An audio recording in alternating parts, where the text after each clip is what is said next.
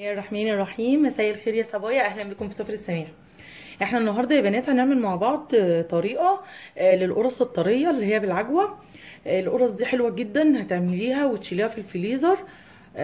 عشاء، فطار الولاد رايحين المدرسه، ممكن تحطها لهم في اللانش بوكس او كيس. حلوه جدا موجوده في البيت. وبعدين انا يعني عملتها لما اللبن عندي راب. اللبن بغليه دلوقتي لقيته راب، فقلت حرام انا مش هرميه، انا هعمل بيه دلوقتي وصفه. فاللبن لو راب منك ما ترميهوش، لا على طول هاتي، هي كل المقادير موجوده في البيت. وهقول لك كمان على بدايل الحاجات لو مش موجوده عندك في البيت. فكل الحاجات موجوده عندك في البيت، لو اللبن راب ما ترميهوش. وحتى لو مش موجود عندك سيبيه في التلاجة، سيبيه في التلاجة عادي خالص، وهاتي الحاجه واعملي بيها، ما ترموش حرام. هي اصلا مقاديرها سهله جدا جدا، ما فيهاش مقادير اصلا، وبتبقى حاجه طعمه وحلوه جدا كلنا بنحبها. طيب احنا هنحتاج ايه؟ انا هعمل كيلو دقيق، كيلو دقيق عليه مجين ونص لبن من المج ده رايب. طيب انا ما عنديش لبن رايب ونفسي اعمل القرص الطريه دي. اقول لك ازاي. اغلي اللبن وحطي عليه معلقه خل، هيروب، هيروب وهيبقى رايب. او ممكن تشتري اللبن الرايب اللي من بره، او ممكن زبادي، اللي يريحك. هتطلع ان شاء الله حلوه جدا معاكم. طيب وهنعوز ايه كمان؟ هنعوز نص كوبايه زيت ونص كوبايه سمنه. دي سمنه نباتي عادي. بصوا يا بنات، انا كنت بشتغل بالزبده، فناس كتير بتقعد تقول لي طب ما ينفعش بديل الزبده؟ لا ينفع. انا قررت يعني ان انا اعمل الحاجه زي ما بتتباع بره، عشان خاطر الناس ما تحسش ان هي كلف عليها زياده. انما انت لو حطيتي زبده الصفرا ما فيش اي مشكله، او زبده فلاحي ما فيش اي مشكله، هتعلي الطعم وهتعلي التست وهتخليه احلى. بس بابسط الحاجات اهو اللي موجوده عندنا كلنا في البيت. عندنا زيت وعندنا سمنه نباتي، عندنا كمان معلقتين كبار سكر، وكيس خميره فوريه، ومعلقه كبيره بيكنج باودر، معلقه صغننه ملح. ودي عجوه يا بنات بتتباع كده في السوبر ماركت جاهزه، او انت هاتي نوع العجوه اللي يريحك. بصوا العجوه دي في الصيف ما بتحتاجش ان انت تعملي فيها حاجه، بس في الشتاء بصوا ناشفه، في الصيف بتبقى طريه، ما بتحتاجش، بتاخديها كده ما بتعمليهاش حاجه على البوتاجاز. انما دلوقتي احنا هنضطر نحط لها معلقه سمنه وشويه ميه على النار، نفكوها كده في طاسه علشان خاطر هي في الشتاء بتبقى جامده، انما في الصيف ما بتحتاجش. طيب احنا هنعمل ايه يا بنات؟ احنا هنجيب معانا كده، دي كل المقادير اللي معانا. قبل ما نبتدي هناخد نص اللبن، بلاش تاخدي اللبن كله، ليه؟ انواع الدقيق بتختلف، فممكن نحط الخميره والسكر على اللبن، فيعمل معانا ايه؟ يكتر. فكده احنا ما خدناش كميه الخميره على كيلو دقيق، لا، احنا هناخد نص اللبن اللي معانا ده كده في حاجه تانية كده. لا ده كده كتير على النص، استنوا، نص كده اهو. وهنركن ده الباقي كده على جنب. وهناخد هنا ايه؟ هناخد السكر اللي معانا معلقتين كبار ومعلقه الخميره، وهنقلب الكلام ده مع بعض. هنقلب الخميره والسكر كده مع اللبن الرايب ده الدافي. الدافي يا بنات لازم يبقى دافي. الشتاء على فكره بتغلب في التخمير، فلازم اللبن يكون دافي كده. وهنركنهم كده على جنب ايه شويه. خلاص كده، خلي حتى فيها المعلقه كده. واللبن برضو معانا احنا مش هنوديه في اي حته، هنسيبه علشان واحنا بنعجن هنشوف هنعمل ايه. هنحط معلقه البيكنج باودر الكبيره اللي معانا على الدقيق، ورشه الملح. تمام كده. طيب في خطوه تانية لازم نعملها، نركن ده كده، نركن ده كده، نركن ده كده، نمسح الرخامه بتاعتنا. وهنعمل ايه؟ هنجيب طاسه كده صغيره ونحط فيها السمنه اللي معانا دي، وهنسيحها على النار مع الزيت. لازم تكون سايحه عشان نعرف نبس بيها الدقيق. نحط كده الزيت وهنروح اسيحهم على النار وارجع لكم. اهي يا بنات انا سيحت السمنه على الزيت عادي خالص على البوتاجاز. هنقلب بقى الملح والبيكنج باودر ده كده في الدقيق كده، وهنحط الدقيق الزيت والسمنه على الدقيق بتاعنا كده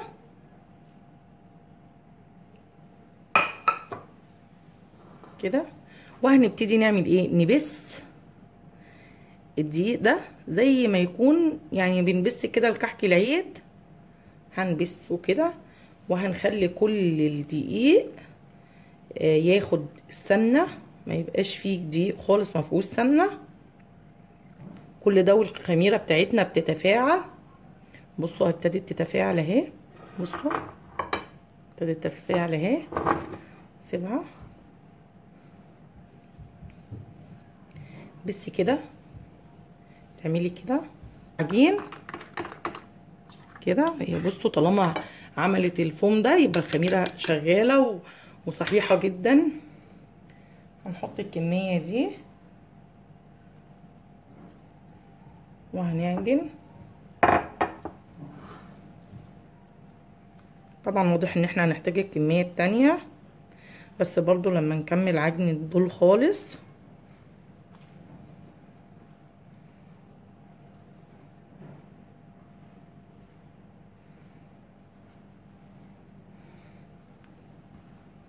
سهله جدا العجينه دي، ما فيهاش اي يعني الفطاير دي ما فيهاش اي حاجه صعبه خالص.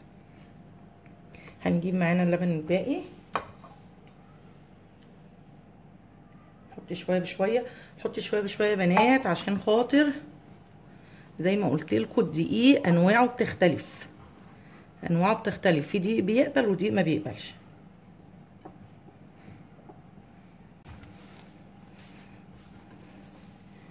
كده.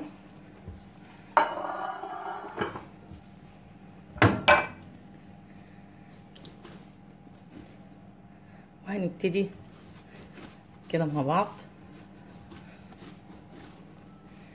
بصوا طريه حلوه جدا ما شاء الله.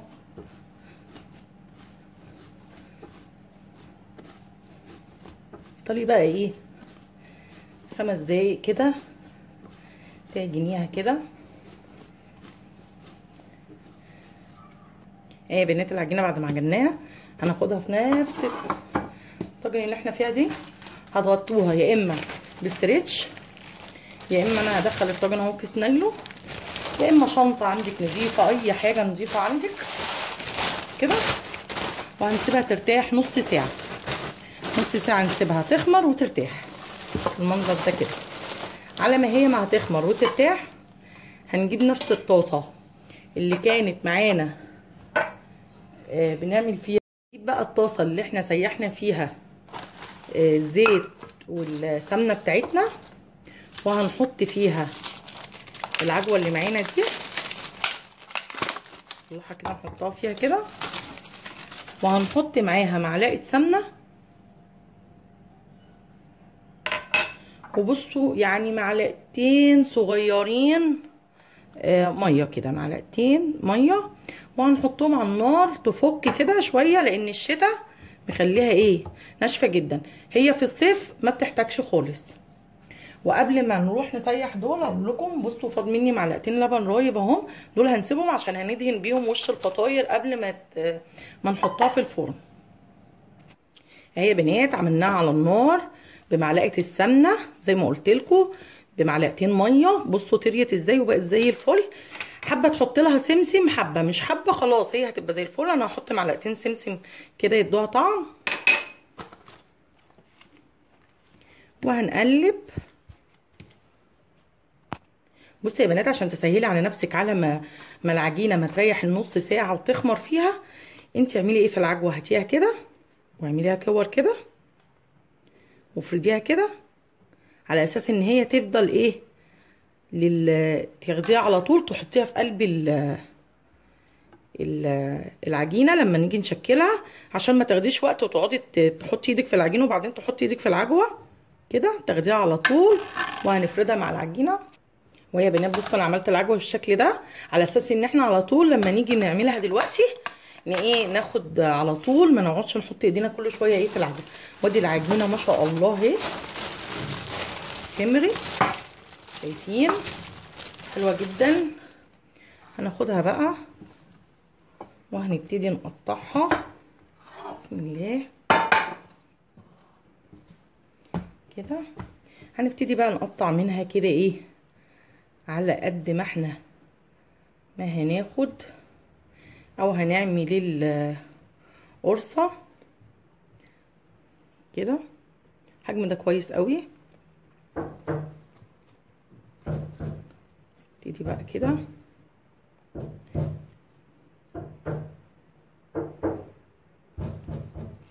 اهو يا بنات. احنا عملنا كل العجين زي ما انتم شايفينه كده، قطعناه.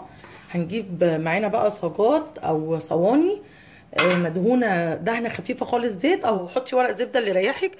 هو زيت، وممكن كمان بلاش، دهنه خفيف خالص. وخدي بقى اول واحده خالص انت ايه عملتيها، وسع بقى لنفسنا كده. وهنبتدي نفرد كده العجينه. خدي من اول واحده خالص عشان تكون ارتاحت كده. وهنجيب بقى واحده كده ايه عجوه من اللي احنا ايه عملناها، نفردها كده وهنلم عليها العجينه كده. لم تاني عليها العجينه كده اهو. اعمليها كده عشان ترجع تاني شكلها. بصوا دور. وهنفردها بس كده بقى. طبعا كده العجوه بتتفرد معانا جوه.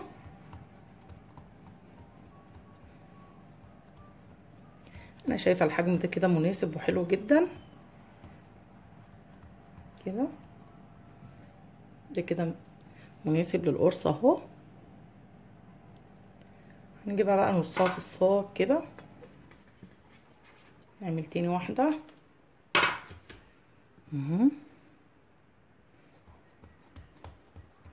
بصوا وانتوا بتفردوا يعني هنمسك الواحده كده نفرد. خلي الوش الناعم ده هو اللي تحت، ومطرح ما احنا قافلينها هو اللي انتي افتحي تاني منه عشان تديكي شكل للقرصه وشها حلو. نعمل كده نفرد كده. هنجيب عجوه من اللي معانا. بصوا بقى انت سهلتي على نفسك العجوه، بدل ما تقعدي تقطعي تاني وتاخدي وقت. لا، وهي كده كده بتخمر. اعملي العجوه بالمنظر ده كده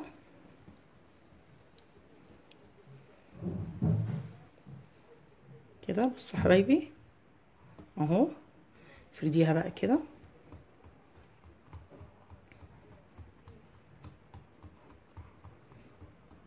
هي العجوه هتتفرد معاكي جوه مع العجين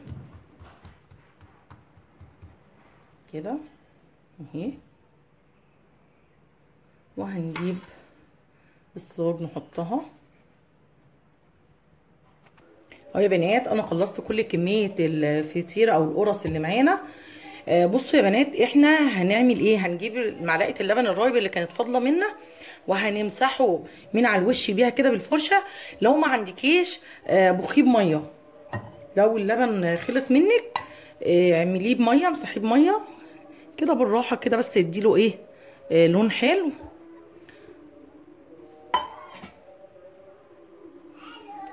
اهو يا بنات انا عملت وشه باللبن الرايب. بصوا تجيبي شوكه بقى واقعدي ايه خرمي كده.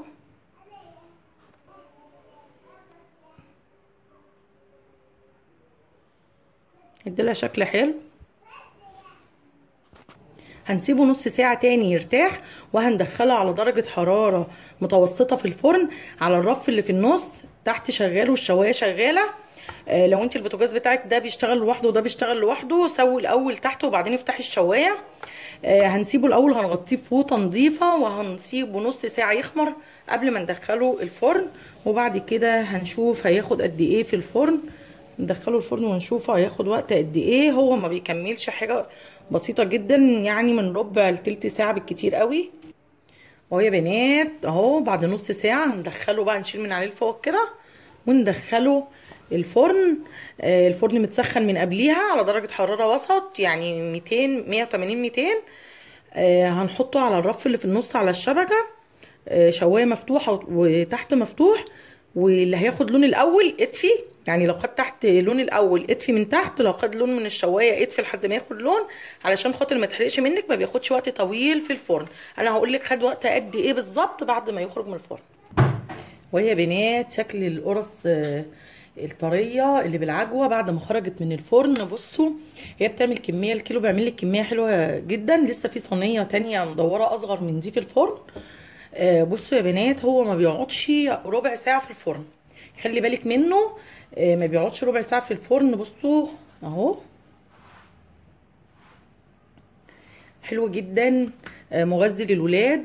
ودي كانت وصفتي النهارده للقرص الطريه بالعجوه. يا رب يكون عجبتكم، ولو عجبتكم يا ريت تعملوا لي لايك وشير واشتراك في القناه.